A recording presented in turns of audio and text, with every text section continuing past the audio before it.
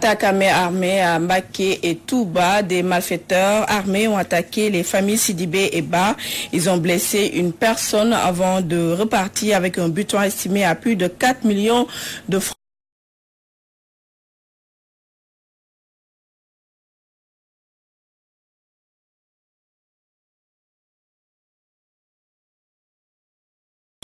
Eu lieu au domicile de la famille Sidibé situé de Mbacké et celui de la famille Ba situé au quartier Beaufel. Les victimes reviennent sur les faits. C'est dans la nuit du mardi à mercredi, vers les coups de 4h22, un groupe de malfrats est entré dans ma maison. Ils ont cambriolé la maison. Ils ont pris une bagatelle somme environ de 1 million, sans compter un portable de mon frère qui est un agent Wari, où il y a une somme de à peu près 2 millions aussi, et sa carte bancaire, en plus ses pièces d'identité et consorts. Ils étaient un nombre de combien?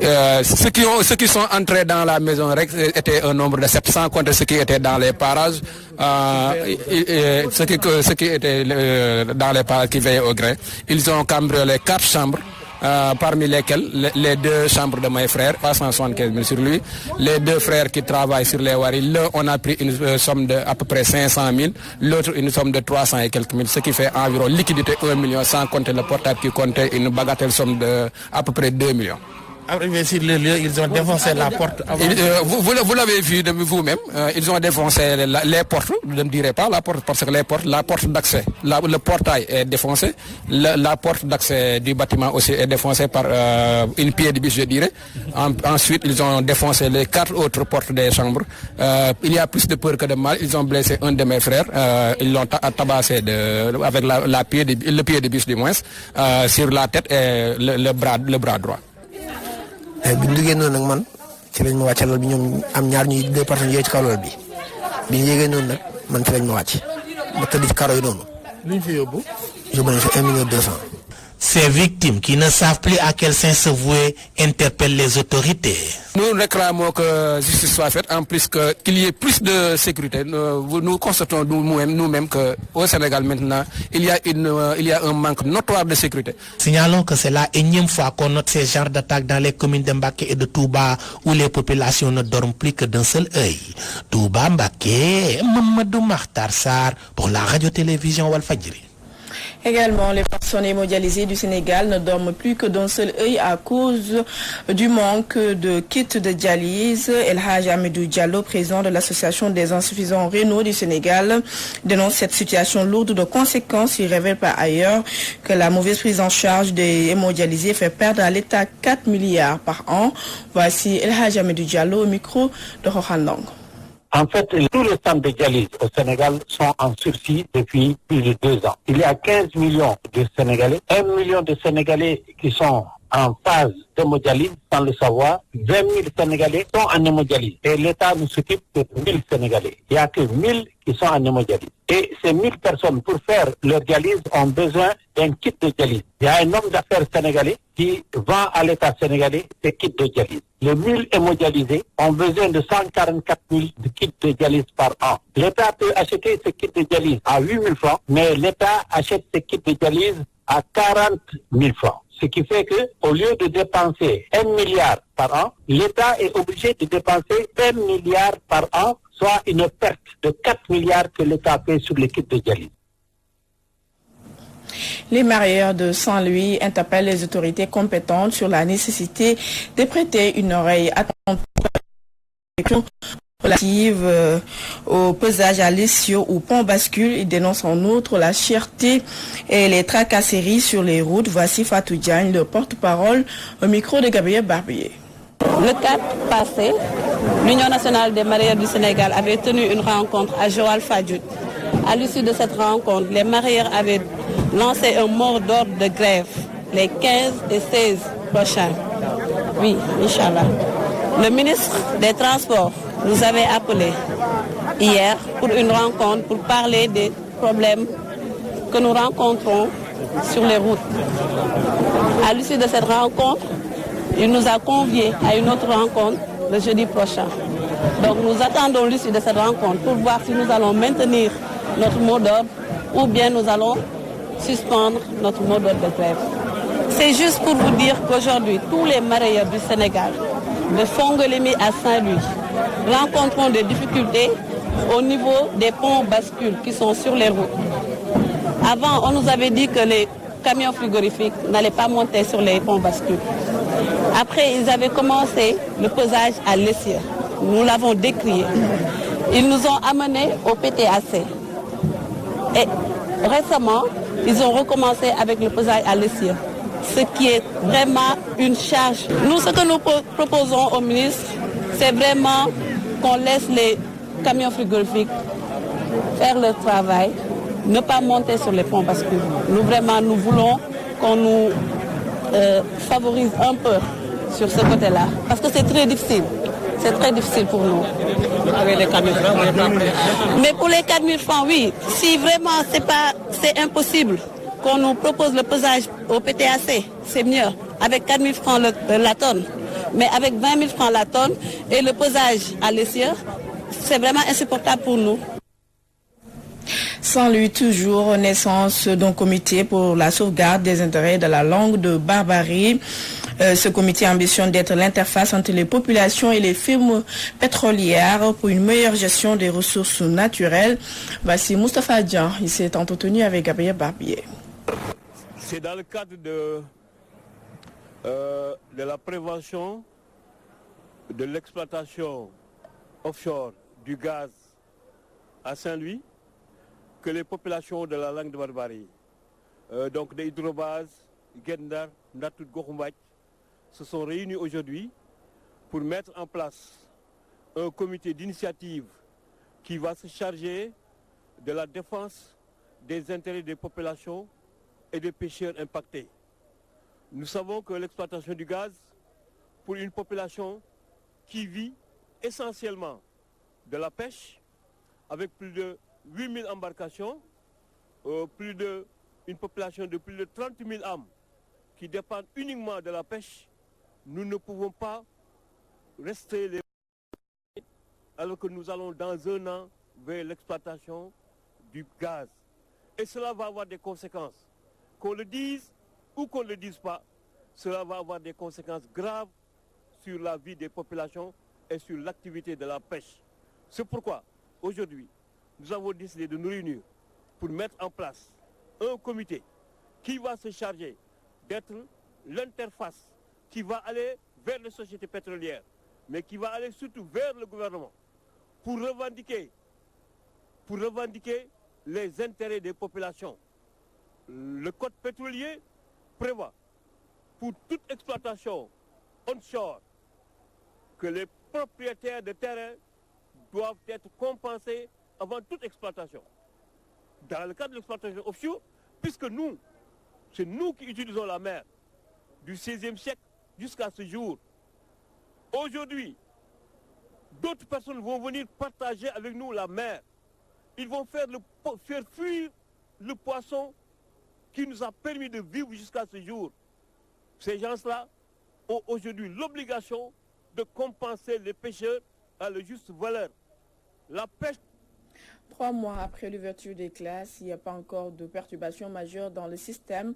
Pourtant, le bras de fer continue entre le gouvernement et les syndicats d'enseignants, ce qui faisait peser de réels risques sur la suite de l'année scolaire, nous dit Moussa Sène. 3 mois après l'ouverture des classes pour l'année académique 2019-2020, l'école sénégalaise n'a toujours pas connu de perturbations. Mais la situation risque de changer car le gouvernement du Sénégal n'a posé aucun acte de garantie pouvant éviter un horizon sombre de l'année scolaire. Les syndicats d'enseignants du Sénégal ont tous alerté l'État du Sénégal depuis le mois de novembre en déposant des préavis de grève. Ils veulent juste que leurs préoccupations soient bien prise en compte avant de se faire entendre comme les années précédentes. Ce que réclament ces enseignants est simple. Indemnité de logement, une prise en charge de passerelles professionnelles, délivrance d'actes d'avancement, entre autres points. Mais l'État du Sénégal fait toujours la sourde oreille et bloque l'ouverture des négociations. Pourtant, ces syndicats se sont signalés avant 2020 pour rappeler à Macky Sall et à son staff qu'ils sont du pays. Seulement, le locataire du Palais de Rome, dans son discours à la nation le 31 décembre, n'a pas tenu de propos promoteurs sur les doléances des enseignants. Dès lors, l'école sénégalaise peut-elle s'attendre à de nouvelles perturbations? La gendarmerie nationale a encore respecté la tradition en organisant ce mercredi sa cérémonie de présentation de vœux de Nouvel An, occasion pour les autorités de faire le bilan des 12 derniers mois, mais aussi honorer les anciens qui ont servi la gendarmerie avec loyauté. Parmi eux, le maire de Loro, Khadim Diop. Fatou Bintou Diouf nous fait le point. À l'occasion de sa traditionnelle cérémonie de présentation de vœux de Nouvel An, la gendarmerie nationale tire un bilan satisfaisant de l'institution en 2019 avec des saisies records d'armes, de munitions, de cocaïne suivies d'arrestations. 42 armes, 5111 munitions, 1460 explosifs ont été saisis et 304 personnes arrêtées. Les résultats obtenus révèle l'efficacité de cette approche. Merci encore, chers grands anciens, pour votre présence constante à nos côtés. En outre, la gendarmerie nationale a rendu un vibrant hommage au général Tamsir Sané et 26 de leurs compagnons tués en 2019. En 2019, 26 de nos camarades ont payé de leur vie leur engagement au service de la nation.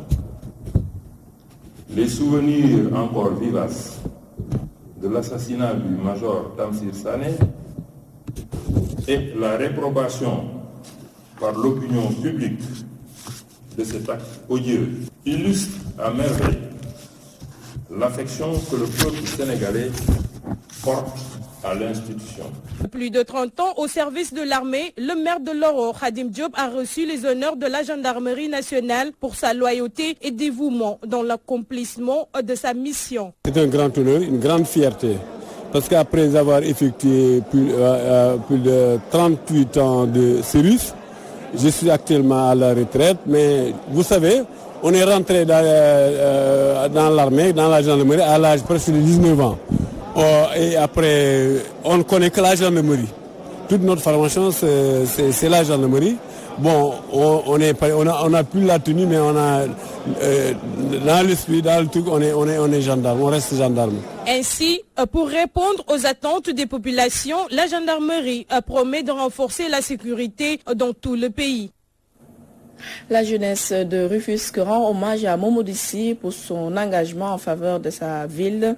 Le récipiendaire en a profité pour appeler les jeunes à œuvrer pour l'assainissement de leur localité. Voici Momodissi, il s'est confié à Nazib Sagna. C'est un sentiment de satisfaction en tant que jeune aussi d'être choisi pour cet événement par l'ASC Djubo, d'honorer leur fils. Mais aussi donner un Rufisquois, un jeune qui œuvre dans le social, qui œuvre aussi pour le changement de la ville de Rufisque. Bon, tout Sénégalais, tout citoyen, ne devrait même pas attendre l'appel du président, parce que nous devons tous œuvrer pour l'hygiène publique. Donc le président nous a rejoints dans notre combat, nous en tant que jeunes, nous en tant qu'acteurs de développement, voulant un changement pour ce pays. Donc nous aussi nous appelons la jeunesse sénégalaise à venir aussi contribuer à l'hygiène publique. La Fédération des Tidjanes de Mboro fustige les propos discrétoires tenus par un certain Ibrahim Ndiaye à l'endroit de Serigne Mansour Sy Borom Daradji. Une occasion pour la Fédération d'inviter l'État à sévir contre ceux qui profitent des réseaux sociaux pour s'attaquer aux chefs religieux. Voici le porte-parole El Hajouane au micro de Ibrahim Ndiaye. Le 28 novembre 2019, un élément sonore a été publié dans une chaîne YouTube.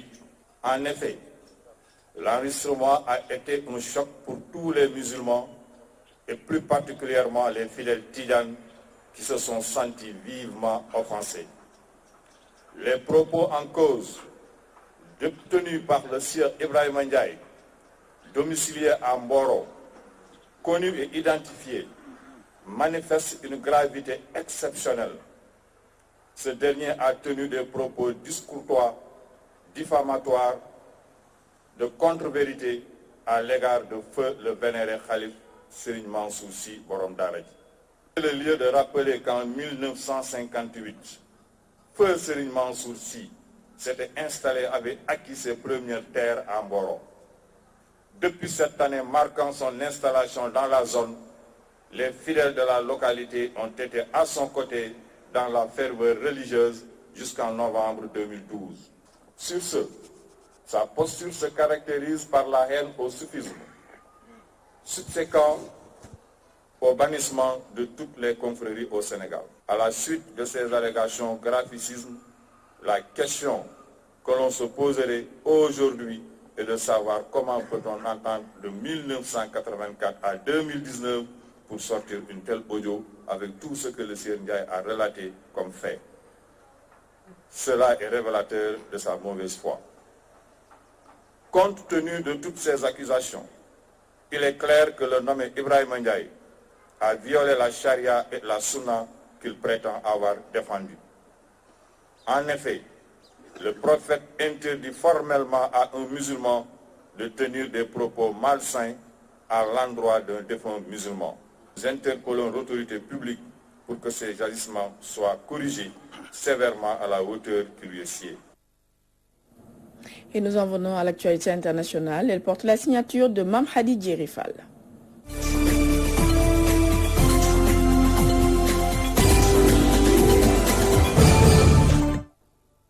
Iran, la télévision iranienne a annoncé aujourd'hui qu'au moins 80 soldats américains ont été tués dans l'offensive iranienne contre deux bases américaines en Irak. Dans un communiqué rendu public, les gardiens de la révolution iranienne ont révélé avoir mené une offensive contre deux bases américaines avec des dizaines de missiles balistiques en réponse au meurtre du général Qassem Soleimani, commandant de la force Al-Quds. Selon Donald Trump, il n'y a eu aucun mort. Tant que je serai président, Iran n'aura pas sa bombe nucléaire, dixit Donald Trump.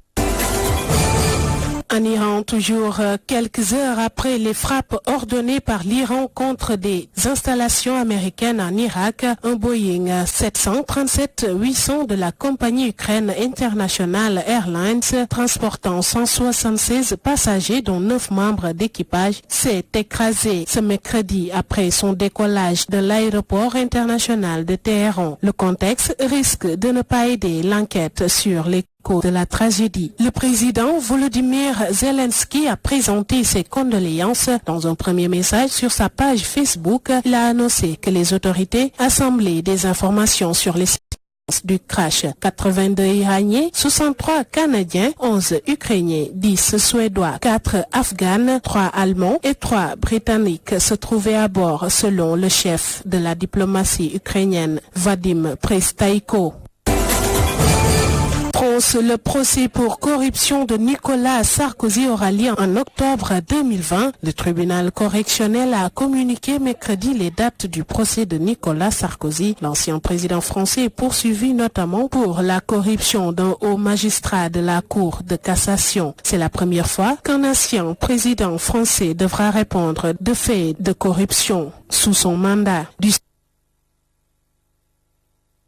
5 au 22 octobre 2020, Nicolas Sarkozy sera jugé pour ce motif et pour trafic d'influence par le tribunal correctionnel. En France, toujours devant la presse, Carlos Ghosn dénonce une campagne orchestrée contre lui. 10 jours après sa fuite du Japon et son arrivée au Liban, l'ex-patron de Renault-Nissan a fait une première intervention publique ce mercredi à Beyrouth face à la presse internationale. Carlos Ghosn, combatif, a évoqué son affaire tant du point de vue industriel, personnel que politique.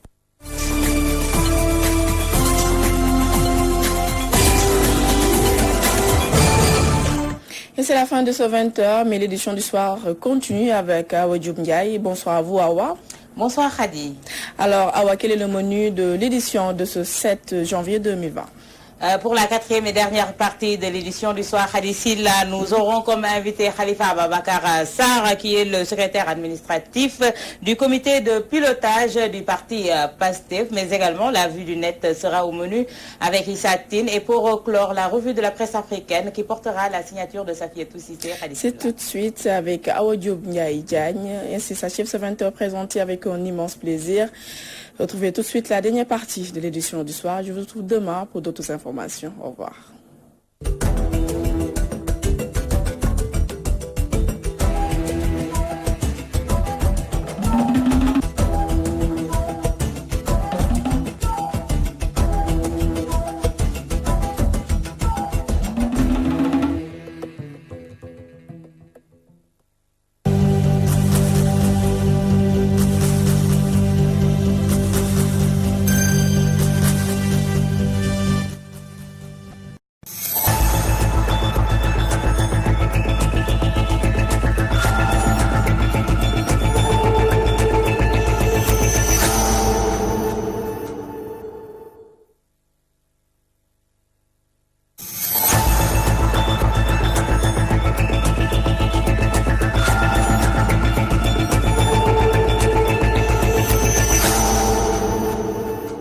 Merci à Khadi Silla qui nous a présenté le journal de 20h. Mesdames et messieurs, bonsoir et bienvenue dans la quatrième et dernière partie de votre magazine, l'édition du soir. Comme annoncé tantôt, nous avons comme invité Khalifa Ababacar Sarr, qui est le secrétaire administratif du comité de pilotage du parti PASTEF, mais également dans ce studio avec moi, Issa Tine, qui assurera la vue du net. Mais bien avant cela, bonsoir à vous, Khalifa. Bonsoir, je salue aussi tout le groupe Al-Fadjri.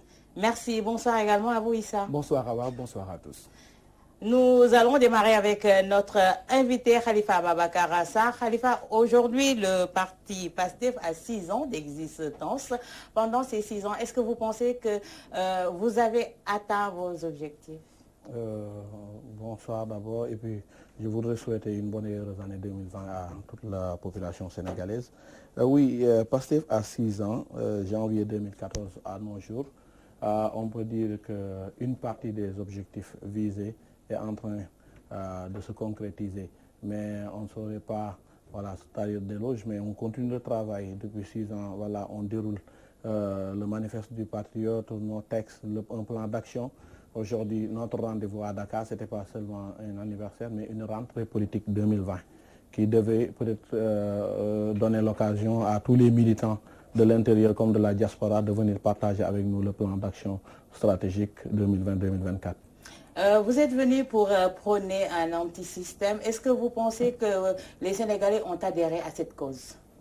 Parfaitement, absolument. Je crois que si on compare ce qui s'est fait, voilà, 3 républiques déjà dans le passé, de 1960 à nos jours, et qu'en 1960, le Sénégal avait le même niveau de développement avec un pays comme la Corée, et on a constaté une défaillance sur les modes de gestion, et nous avons essayé de lancer, parce que l'idée première de démarrage du parti PASTEF, c'était déjà de faire une rétrospective, une réflexion profonde en se disant pourquoi notre pays est grippé à plusieurs niveaux. Et partant de cela, on a pu constituer des textes, et c'est pourquoi l'hégémonie et puis effectivement l'attitude acéphale de notre parti, c'est-à-dire qui n'est pas commandité par une personne qui a son argent derrière, mais c'est une idée nationale qui est mue par un progrès